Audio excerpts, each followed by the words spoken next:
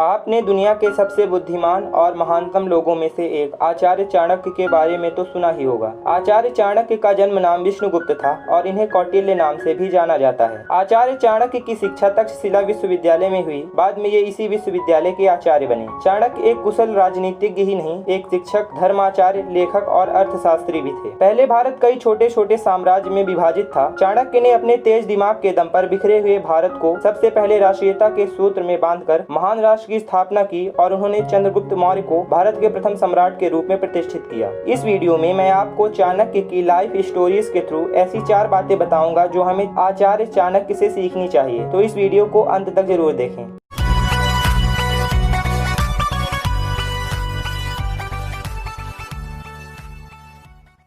Number 1, simplicity. भले ही चाणक्य विशाल मौर्य साम्राज्य के संस्थापक थे, फिर भी वे बहुत साधारण सा जीवन जीते थे। पाटलिपुत्र के महलों में न रहकर वे गंगा के किनारे बनी साधारण सी झोपड़ी में रहते थे और गोबर के उपलों में अपना भोजन स्वयं तैयार करते थे। Number 2, honesty. Story number 1। एक बार यूनान का राजदूत चाणक्य से मिलने पहुंचा। उन्होंने सोचा शायद चाणक्य का सरोवर पर बना सुंदर महल होगा। जब यूनानी राजदूत को पता चला कि चाणक्य एक साधारण सी कुटिया में रहते हैं, तो उसने चाणक्य से पूछा, आप जैसा महामंत्री एक कुटिया में रहता है, ऐसा क्यों?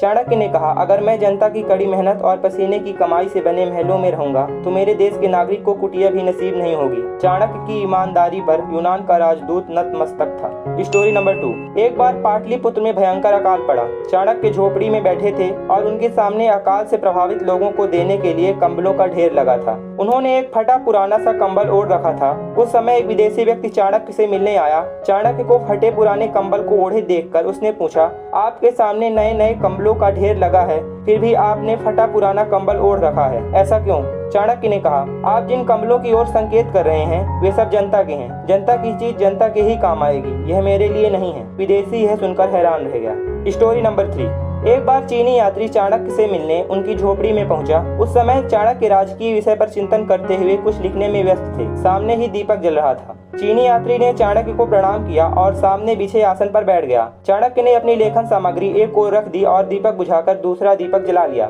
यह देखकर चीनी यात्री को बहुत अजीब लगा और उसने चाणक्य से पूछा, अभी अभी मैं जब आया तो आप एक दीपक की रोशनी में काम कर रहे थे। मेरे आने के बाद आपने उस दीपक को बुझाकर दूसरा दीपक जला लिया। मुझे तो दोनों दीपक एक समान लग रहे हैं, फिर एक को बुझाकर दूसरे को जलाने का रहस्य मुझे समझ में नहीं आया। इस बात पर आचार्य चाणक्य मंद मंद मुस्कुराते हुए बोले, इसमें कोई रहस्य नहीं है। इन दोनों में से एक में राजकोष का तेल है और दूसरे में मेरे अपने परिश्रम से खरीदा गया तेल। जब आप यहाँ आए थे तो मैं राजकीय कार्य कर रहा था, इसलिए उस समय राजकोष के तेल वाला दीपक जल रहा था। इस समय मैं आपसे व्यक्तिगत बातें कर रहा हूँ, इसलिए राजकोष के तेल वाला दीपक जलाना उचित और न्याय संगत नहीं है। इसलिए मैंने दीपक बुझाकर अपनी आमदनी वाला दीपक जला लिया। चाणक्य की बात सुनकर यात्री दंग रह गया और बोला, आचार्य आप धन्य हैं। भारत की प्रगति और उसके विश्व गुरु बनने का रहस्य अब मुझे समझ में आ गया है। जब तक यहाँ के लोगों का चरित्र इतना उन्नत और महान रहेगा, इस देश की तरक्की को संसार की कोई शक्ति नहीं रोक सकेगी। इस देश की यात्रा करके और आप जैसे महात्मा से मिलकर मैं खुद को गौरवशाली महसूस कर रहा हूँ। इन तीनों कहानियों से पता चलता है कि चाणक्य कितने ईमानदार थे। Number 3, never give up attitude.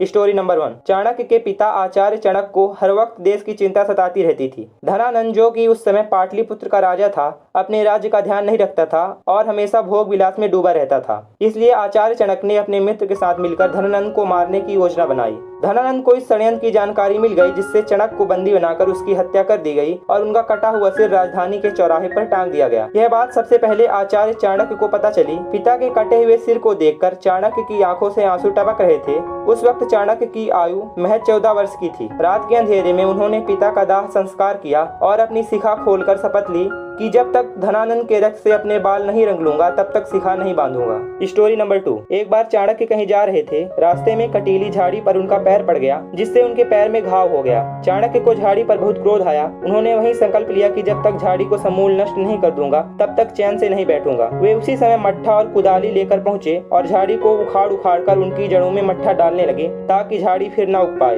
इन 2 कहानियों से हमें पता चलता है कि चाणक्य कितने कठोर, दृढ़ संकल्प वाले और लगनशील व्यक्ति थे। जब वे किसी काम को करने का निश्चय कर लेते थे तब उसे पूरा किए बिना चैन से नहीं बैठते थे। Number 4, improve yourself. जैसा मैंने पहले आपको बताया है, चाणक्य जंगल में एक झोपड़ी में रहते थे। वहाँ अनेक लोग उनसे ज्ञान प्राप्त करने के लिए आते थे। जिस जंगल में वे रहते थे वह पत्थरों और कटीली झाड़ियों से भरा हुआ था। क्योंकि उस समय प्रायः नंगे पैर रहने का चलन था, इसलिए उनके निवास तक पहुँचते पहुँचते लोगों के पांव लहूलुहान हो जाते थे। एक दिन एक व्यक्ति उनसे निवेदन करते हुए बोला, आपके पास पहुंचने में हम लोगों को बहुत कष्ट हुआ। आप महाराज से कहकर यहाँ की जमीन को चमड़े से ढकवाने की व्यवस्था कर दें, इससे लोगों को यहाँ आने में आराम होगा। उनकी बात सुनकर चाणक्य मुस्कुराते हुए बोले, महाशय, केवल इस रास्ते में चमड़ा चढ़ाने से समस्या हल नहीं होगी। कटीले और पथरीले रास्ते इस विश्व में अनगिनत हैं। ऐसे में पूरे विश्व में चमड़ा बिछवाना असंभव है। हाँ, यदि आप लोग चमड़े द्वारा अपने पैरों को सुरक्षित कर लें तो अवश्य आप लोग कटीले और पथरीले रास्ते से बच सकते हैं। आचार्य चाणक्य की इस बात के पीछे भी गहरा सार है। हमें दूसरों को सुधारने के बजाय खुद को सुधारना चाहिए। अगर हम अपने आप पर विजय हासिल कर लेंगे तो हम पूरी दुनिया में विजय हासिल कर सकते हैं। दुनिया को नसीहत देने वाला कुछ नहीं कर पाता, जबकि उसका स्वयं पालन करने वाला कामयाबी की बुलंदियों तक पहुंच जाता है। इसलिए बहुत जरूरी है कि हम जो भी सुधार दुनिया में चाहते हैं, सबसे पहले वे सुधार हम खुद करें। अगर यह वीडियो आपको पसंद आया हो तो वीडियो को लाइक करें, चैनल को सब्सक्राइब करें, घंटी आइकन को दबाना और अपने दोस्त और फैमिली मेंबर्स के साथ शेयर करना ना भूलें। Thanks for watching. जय हिंद, वंदे मातरम।